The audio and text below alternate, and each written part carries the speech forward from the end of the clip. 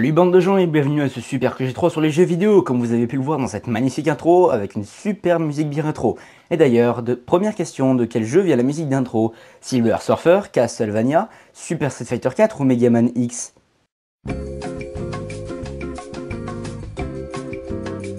Non, c'est trop de la merde ça!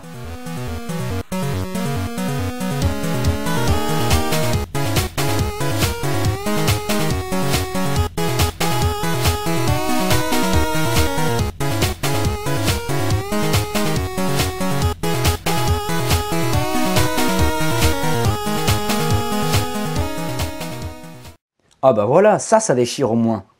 La réponse est Silver Surfer qui est sorti en 1990 sur NES, qui est un shoot 'em up qu'on n'en fait plus aujourd'hui. Il a été développé par Software et cette musique, à mon goût, est la plus épique jamais faite sur NES.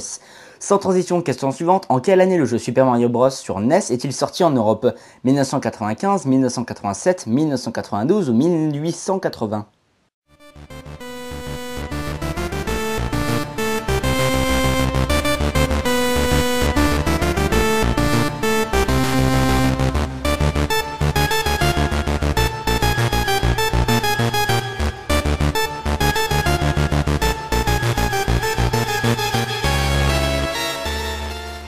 Super Mario Bros est sorti en 1987 et 2 ans plus tôt au Japon et en Amérique. Question suivante, en quelle année Nintendo a-t-il été créé?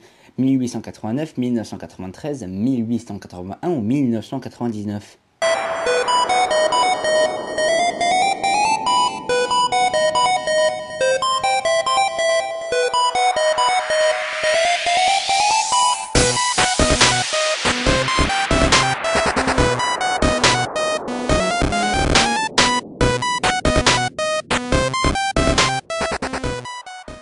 La réponse est 1889. À la base, Nintendo fabriquait des cartes à jouer et ce n'est qu'en 1970 que Nintendo s'est spécialisé dans la création de bornes d'arcade.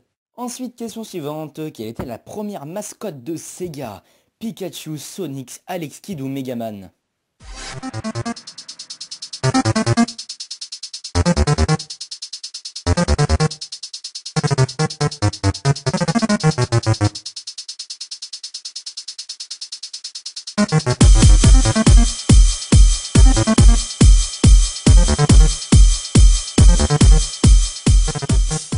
La première mascotte de Sega n'était pas Sonic mais Alex Kidd qui était le héros d'un jeu de plateforme qui était sorti à la base pour concurrencer Mario.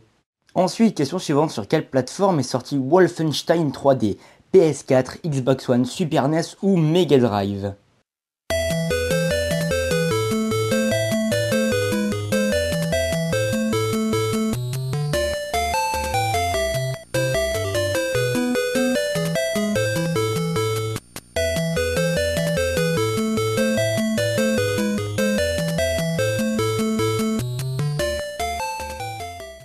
Et non, mon petit Kikolol, Wolfenstein 3D n'est pas le nouveau jeu sorti sur PS4 récemment, car ce jeu est un remake d'un jeu sorti sur Super NES en 1992, qui est d'ailleurs sorti sur plein d'autres plateformes, Game Boy Advance, Atari Jaguar, PC, Mac et plein d'autres.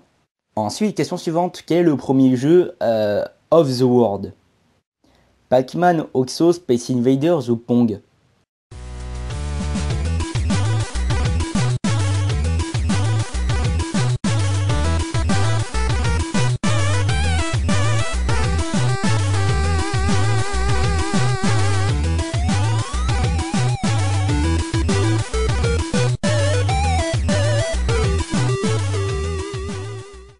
La réponse est Oxo qui était une petite révolution à l'époque, c'était tout simplement un jeu de morpion qui est sorti en... Eh ben non, en quelle année est sorti le jeu Oxo? 1980, 1961, 1952 ou 1947?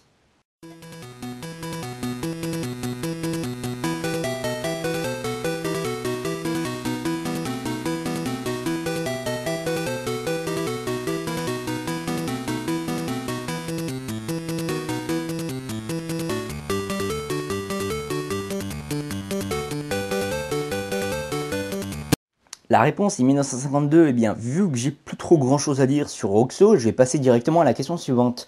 Quel était le prix d'une Neo Geo neuve et un jeu à l'époque de sa sortie? L'époque de sortie de la Neo Geo. Donc les deux assemblés ça faisait 400 €, 550 €, 1000 € ou 300 €.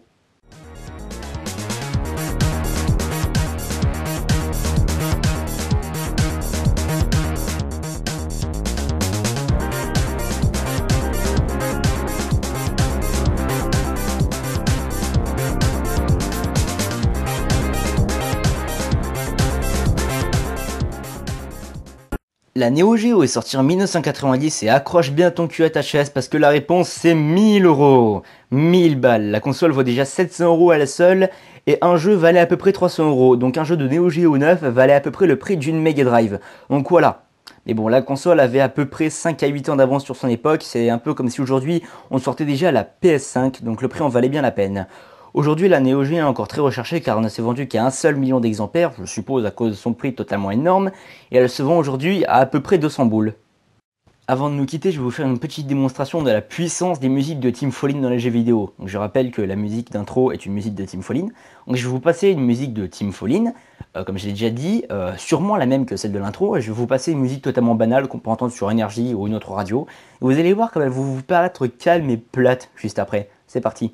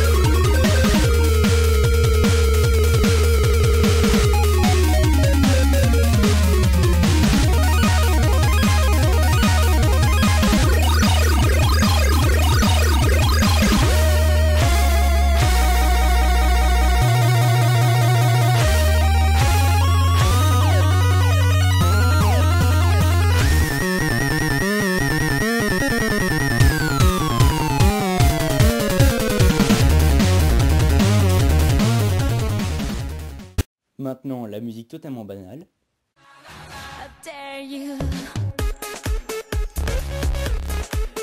Lego. Lego. Lego. Lego. Oh, that's my life. Too late till you shut up with... Et voilà, alors ça fait de l'effet, non? Bon bref, maintenant je dois vous dire au revoir car c'est déjà la fin de cette vidéo.